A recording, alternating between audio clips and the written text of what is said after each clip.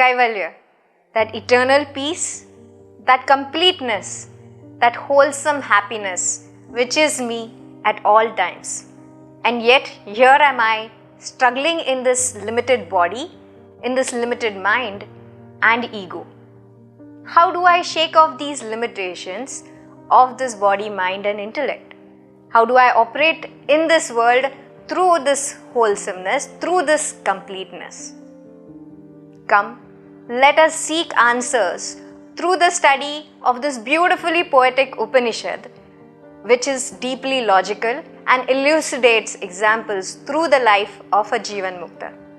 Let us, through this webinar, embrace the wisdom of the Kaivalya Upanishad and live the life of true freedom right here and now. Hari Om.